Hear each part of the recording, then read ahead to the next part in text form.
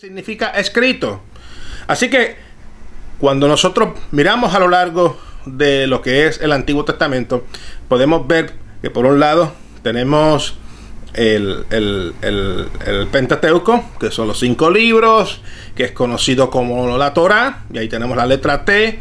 Tenemos también la palabra Nevi'im, que es la sección del Antiguo Testamento donde están los escritos de los profetas.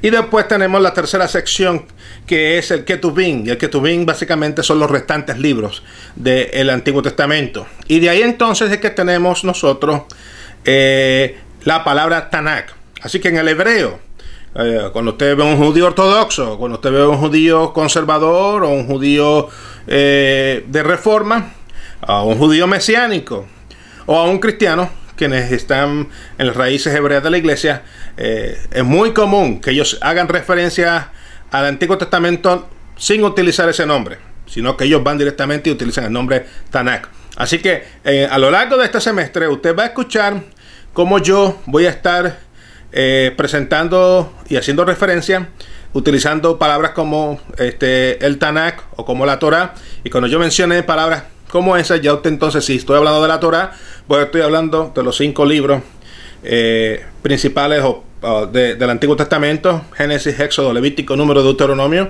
el Pentateuco, ese es la Torá. Y si estoy hablando entonces del Tanakh, me estoy refiriendo entonces a la totalidad del Antiguo Testamento.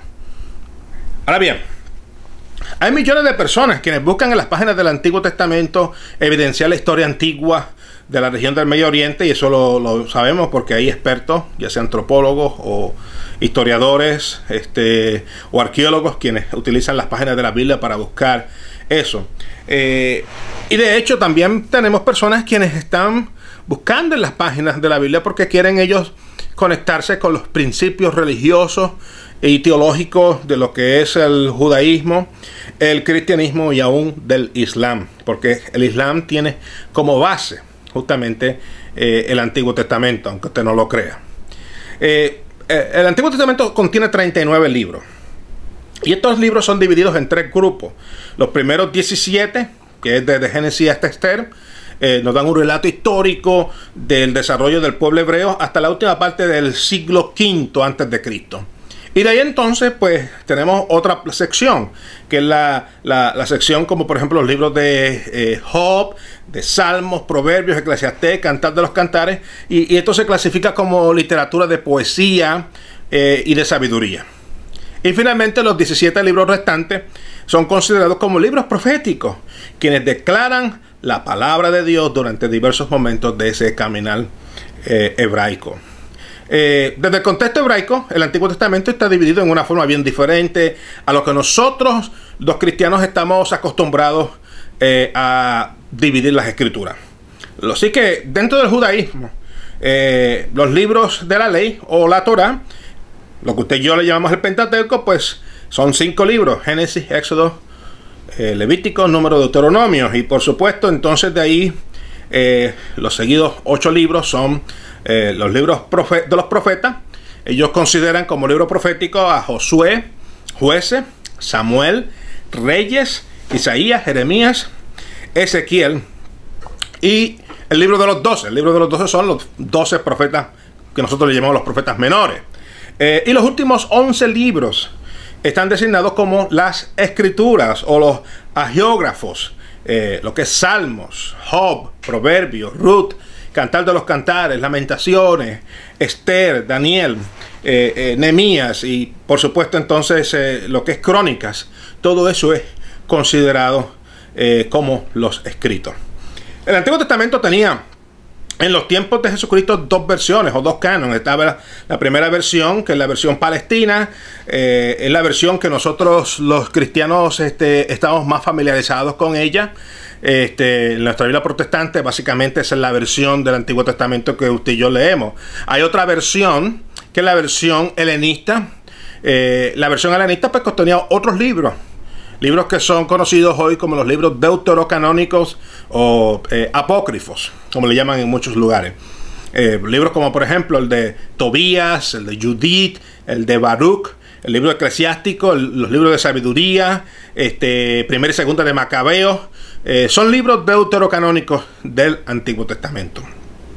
Y a pesar de que nosotros los protestantes pues no aceptamos la premisa de que estos libros son inspirados por el Espíritu Santo, sí tengo que yo hacer la aclaración de que son libros importantes. Son unos libros de un valor histórico incalculable, y yo personalmente soy de los que creo que debemos nosotros buscar las formas y maneras de poder tener en nuestra colección de Biblias alguna Biblia, por lo menos una Biblia, que contenga estos libros deuterocanónicos, porque podemos hacer referencia desde el punto de vista histórico, hechos que quizás no están registrados en los libros que nosotros aceptamos como inspirados. Por ejemplo, entre Malaquías y Mateo hay un periodo de 400 años, donde no hubo libro inspirado escrito. Pero si usted va entonces al libro de Macabeos, usted va a encontrar allí información histórica que le va a poner el contexto de ese periodo de oscurantismo o de silencio de 400 años. Así que ciertamente estos libros nos pueden ayudar a nosotros. Por ser la iglesia cristiana, al finalizar sus primeros 100 años, una comunidad mayoritariamente gentil, con una influencia helenista increíble, pues por supuesto, hubieron personas que continuaron leyendo los libros deuterocanónicos, mientras que entonces los judíos helenistas pues abandonaron esa práctica y regresaron a leer las porciones originales de las escrituras. Así que esto trajo una gran diferencia de opiniones, trajo discusiones, mientras por un lado San Agustín afirmaba que estos libros deuterocanónicos eran inspirados, por el otro lado pues San Jerónimo decía que eso no era así.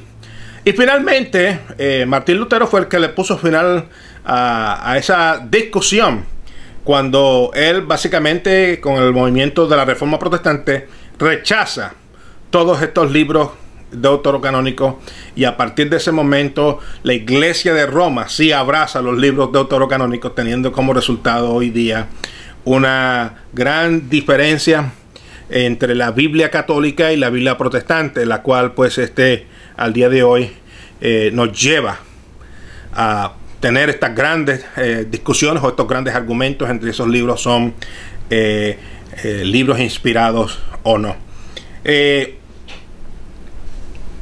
Así que en estos momentos pues vamos a hacer una pausa, y pues regresaremos con otro video para poder continuar dialogando acerca de este punto de gran importancia, antes de comenzar a entrar en Génesis, Éxodo, Levítico y Número y todo eso que usted ya desea entrar a discutir en este curso de introducción al Antiguo Testamento.